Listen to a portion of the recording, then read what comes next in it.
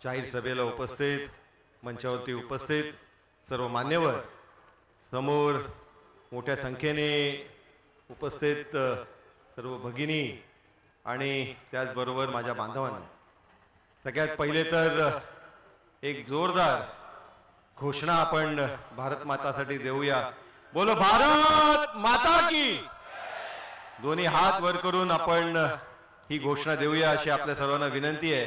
बोलो भारत माता की, भारत माता की. वंदे वंदे. हम सब एक है तो, एक है तो. धन्यवाद. या इकडे मोठ्या संख्येने आपण सगळेजण उपस्थित राहिले आहेत. ग्राउंडची कॅपॅसिटी जवळपास विनयजी 3,500 खुर्च्या या इकडे लावल्या आहेत, पण 3,500 खुर्च्या कमी पडून लोक अजूनही बाहेर उभे आहेत, लोक अजूनही रस्त्यात आहेत. जवळपास 7,000 लोकांची संख्या या इकडे उपस्थित राहिले. हे खऱ्या अर्थाने येणाऱ्या 20 तारखेच्या मतदानाचं दिशादर्शक आहे असं मी मानतो.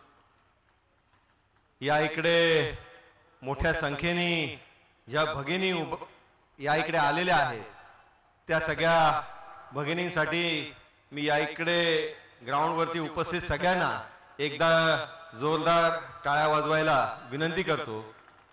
कारण या बहिणींची उपस्थिती हे खऱ्या अर्थाने हे दाखवून देते की महायुती सरकारने घेतलेले प्रत्येक निर्णय, मग ते लाडकी बहीणचा असेल, 3 गॅस सिलेंडरचा असेल आणि महिलांना प्राधान्य देणाऱ्या प्रत्येक योजनेचा, त्यांचं समर्थन कोणाला आहे आणि येणारं मतदान कुठे आहे हेही त्याचा एका अर्थाने दिशादर्शक आहे. आणि त्याच्यामुळे ज्यांच्या मागे बहिणींचा आशीर्वाद असतो त्यांचा विजय हा निश्चित असतो. माननीय केळकर साहेबांच्या माध्यमाने खऱ्या अर्थाने त्यांच्या कार्याची सुरुवात ही जनसंघाच्या वेळेपासून सुरू झाली आणि एका अर्थी कारसेवक ते जनसेवक हा त्यांचा प्रवास आणि जनसेवक ही पदवी त्यांनी त्यांच्या केलेल्या कार्याच्या माध्यमाने कमवली. प्रत्येक वंचिताचा एक आवाज बनून प्रत्येक घटकाचा एक त्याला न्याय मिळवून देण्याचं काम त्यांच्या माध्यमाने झालंय. आणि त्याच्यामुळे मला पूर्ण विश्वास आहे की येत्या 20 तारखेला होऊ घातलेलं मतदान हे 148 मध्ये कमळ या चिन्हावरती, बाजूला वळा माजिवडा विधानसभेला माननीय प्रताप सरनाईकजी यांना धनुष्यबाण या चिन्हावरती, 147 वरती माननीय शिंदे साहेबांना धनुष्यबाण या चिन्हावरती, म्हणजेच या ठाणे जिल्ह्यामध्ये पूर्णपणे महायुतीचा प्रत्येक उमेदवार हा निवडून येण्याचे संकेत हे सातत्याने आम्हाला प्रत्येक दिशेने दिसत आहेत.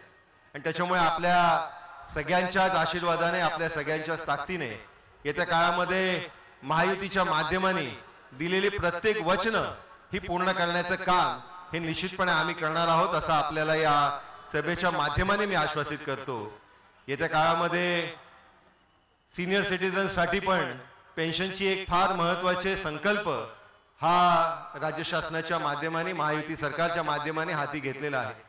महायुती सरकारच्या माध्यमाने राज्याचा विकास होत असताना, मग तो मेट्रोच्या माध्यमाने असेल, हा जो आपण ज्या ग्राउंडवर आहोत स्मार्ट सिटीच्या माध्यमाने, म्हणजे सरकार महाराष्ट्र राज्य सरकार केंद्र शासन यांच्या मदतीने या ठाण्याचा आणि त्याचबरोबर महाराष्ट्राचा विकास हा सातत्याने होत आहे.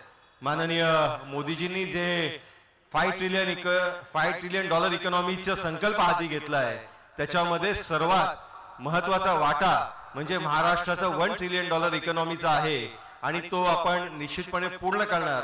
त्याचं कारण असं आहे की त्याच्यामधला हाफ मार्क आपण ऑलरेडी प्राप्त केलेला आहे.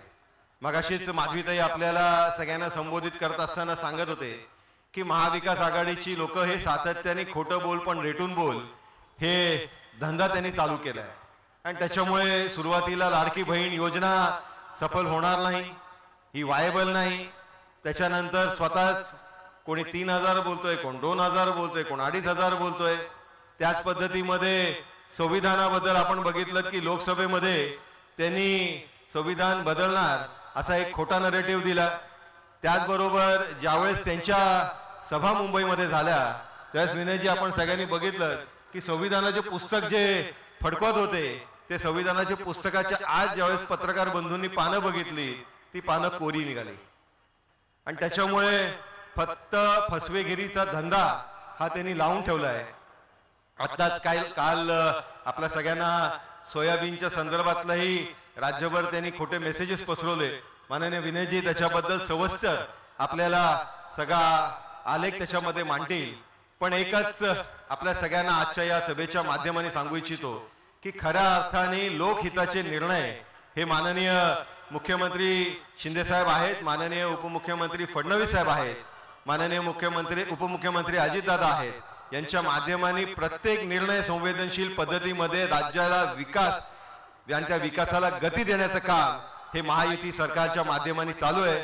आणि त्या गतीला साथ, त्या प्रगतीला साथ आपल्या सगळ्यांचा भेटावा अशी आपल्या सर्वांना विनंती करतो. 20 तारखेला पुन्हा एकदा आपल्या सगळ्यांना आवाहन करतो की महायुतीच्या उमेदवारांना निवडून आणण्यासाठी पूर्ण ताकदीने आपण सगळेजण उतरावं अशी विनंती करून थांबतो. धन्यवाद. जय हिंद.